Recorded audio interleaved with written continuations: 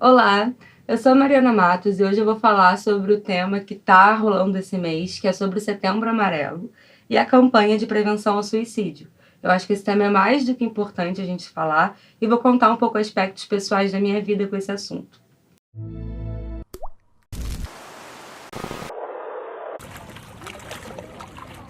Bom, eu vou fazer também uma relação com o que eu chamo de espiritualidade tóxica, que assim como a espiritualidade é um assunto que está muito à tona agora na mídia e no boca a boca das pessoas, ele é também e traz um lado muito sombrio quando a gente não interpreta e não recebe bem esse assunto. Aqui no canal eu costumo falar sobre dicas práticas do esoterismo, entre outros assuntos também, mas eu pareço estar sempre falando um pouco de autoajuda e passo um pouco uma estabilidade, uma sabedoria nesse assunto. Não que essa sabedoria não seja real, mas o que me fez chegar nela e os percursos que eu percorri para chegar nos lugares que eu cheguei nem sempre foram legais, nem sempre foram claros e cheios de luz e alegria. Então, é aproveitando esse chamado para essa urgência da gente falar sobre isso às claras, coisa que eu nem sempre tinha uma câmera para falar, uma pessoa interessada para ouvir, e fazia toda a diferença se eu tivesse, trazer esse chamado para a gente não só estar acessando esse conteúdo e buscando maneiras de ajudar pessoas que passam por isso, e também se informar um pouco de como é esse universo na prática. Quando eu estou praticando espiritualidade, eu costumo não me apegar aos meus acontecimentos na infância para não ficar reproduzindo no futuro coisas que já poderiam estar no passado. No entanto, é impossível eu conseguir fazer um futuro e construir da maneira que eu gostaria se eu não acesso as lembranças do passado e não toco na ferida que elas deixaram. E aí, quando eu lembro da minha infância, apesar de ser muito grata à maioria dos acontecimentos, existem alguns específicos que são muito difíceis de acessar. Quando eu vi que em setembro, eu lembrei, né, que eu já sabia, mas quando eu lembrei que setembro ia ser um mês da gente falar sobre esse assunto e trazer sempre à tona, eu já fiquei esperta nos gatilhos que isso poderia me acessar. Porque falar de suicídio, quando não temos cuidado, pode despertar na gente lembranças não muito legais. Então eu já convivo com a depressão desde a minha infância.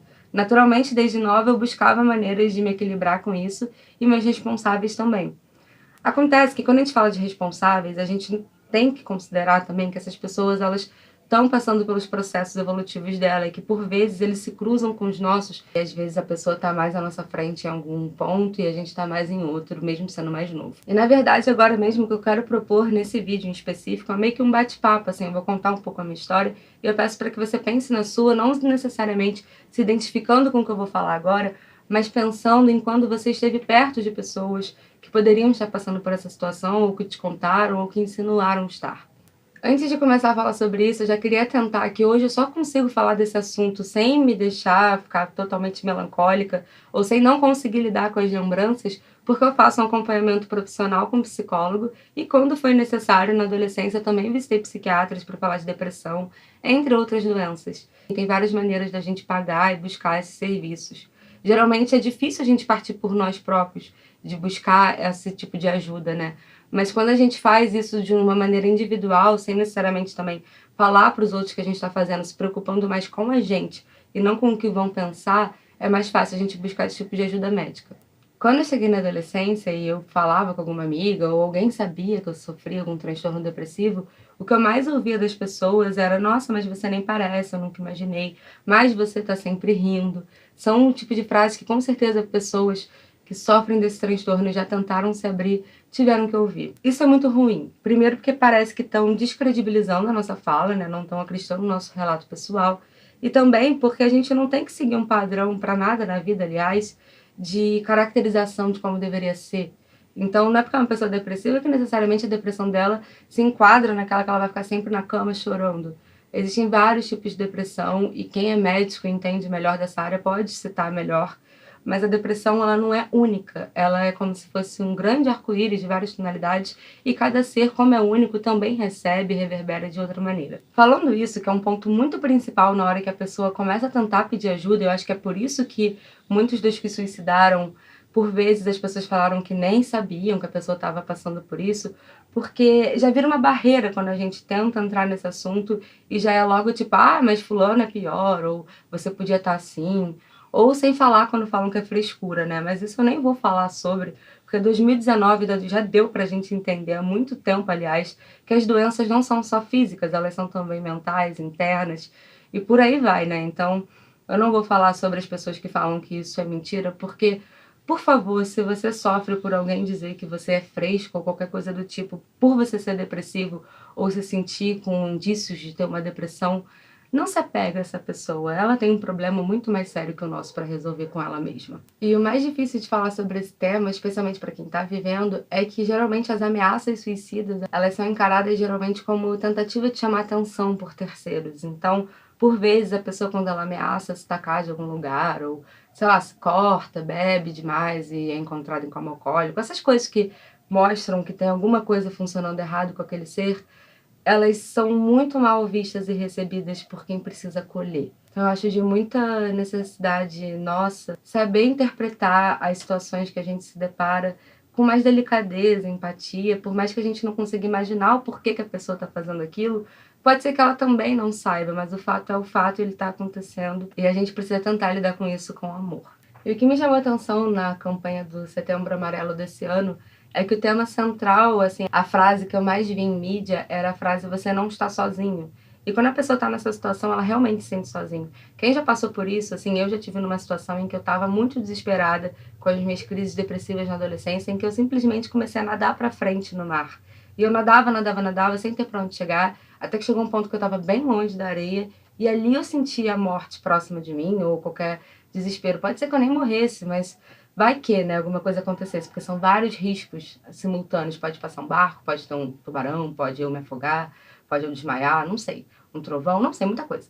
E aí, naquele dia ali, eu fui confrontada sozinha e eu falei, caramba, não, acho que eu não quero morrer. E daí eu comecei a voltar e tinha um moço na areia que ele acompanhou aquele momento todo e ele falou comigo, assim, ele conversou comigo sobre o quanto era bom a gente estar sozinho quando a gente aprendia a gostar disso.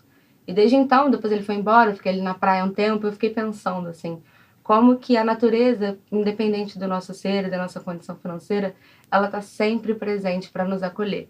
Então, várias vezes eu tentei mandar mensagem para pessoas quando eu estava em crise depressiva, até mesmo para parentes. Meus pais trabalham, têm a vida pessoal deles, e nem sempre a pessoa imagina que a gente está naquela crise da pior no nosso quarto, tentando pedir um socorro sem falar socorro.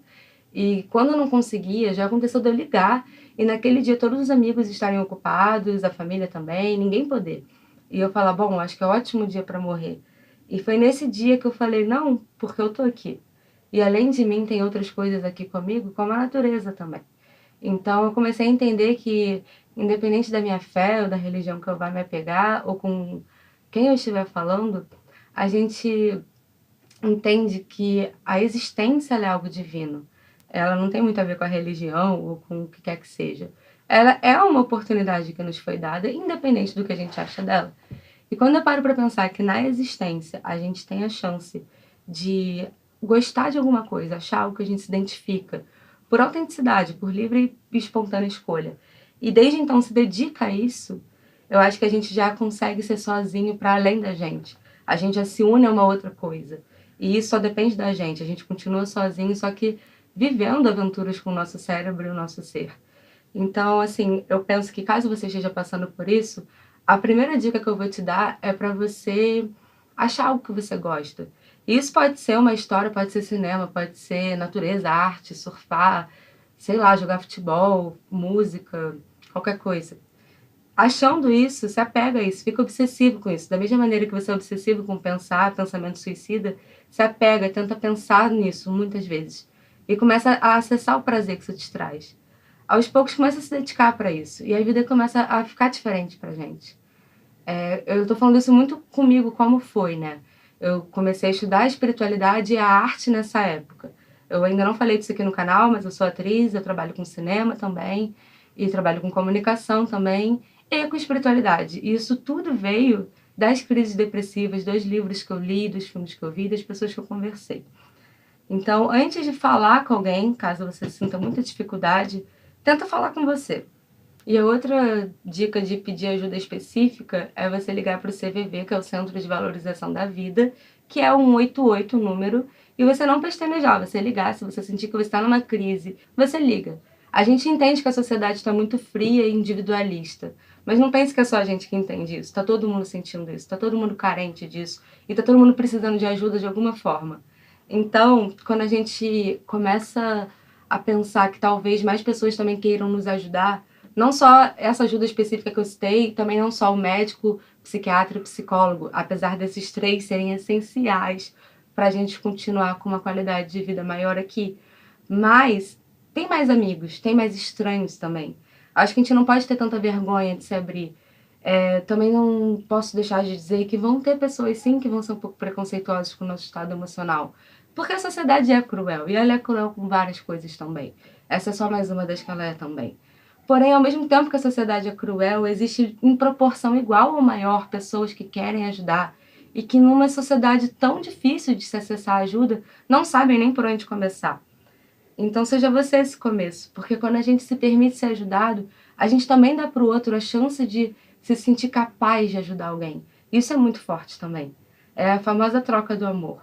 No final todo mundo ganha, tanto a pessoa que recebe, tanto a que dá ajuda. E tem outras pessoas também que fazem algumas ONGs aqui na internet. O próprio YouTube é um lugar que quando a gente está sozinho no quarto numa crise dessa, a gente pode começar a ver canais que passam uma mensagem mais positiva e reestruturam um pouco a nossa mente, a nossa vida. E acho que, se eu não me engano, o youtuber o PC Siqueira, ele tem uma ONG para pessoas que também tendem a comportamentos suicidas e depressivos. Eu vou deixar o link aqui embaixo. E digo também para você que quando estiver vendo esses conteúdos, essas pessoas, nem sempre você se apegar, mandar e-mail pedindo ajuda para elas porque você se identifica com a história delas. Porque provavelmente essa pessoa tem uma demanda grande de pessoas para responder, mas não pense que a sua mensagem não respondida foi esquecida ou não tem valor. Você só deve buscar para pessoas que vão poder trocar diretamente com você. Então, acho que foi também pensando nesse intuito que o PC criou essa rede maior, esse site, para pessoas como a gente também, com transtornos depressivos, acessarem em situações de desespero e conversarem ali com especialistas entre si. Eu ainda não conheço essa rede, mas eu fico aqui indicando porque eu vi pessoas no Setembro Amarelo desse ano e do ano passado darem relato pessoal sobre essa iniciativa dele. E bom, falando em YouTube, então, vou aproveitar para falar, por favor, se inscreve no canal, ativa o sino, deixa seu like, comenta se você sentir, é muito importante para mim esse feedback. E vamos juntos, me segue também nas outras redes sociais, eu vou deixar meu Instagram aqui. Bom, eu acho que eu já deixei dicas bastante específicas, eu eventualmente vou falar desse assunto aqui, porque como eu iniciei falando, eu acho que a espiritualidade ela não é só luz, ela é sombra também, então é importante a gente falar como a gente clareia e lida com a nossa sombra e quais foram os caminhos que nos trouxeram até a luz, que por vezes não são tão claros assim. Eu espero que esse vídeo tenha sido bom pra você, eu espero que você tenha força pra continuar, espero que se você não tiver força, você tenha força pra pedir ajuda pra continuar. Eu mesma tô aqui disponível fazendo vídeos semanalmente pra te estimular a isso.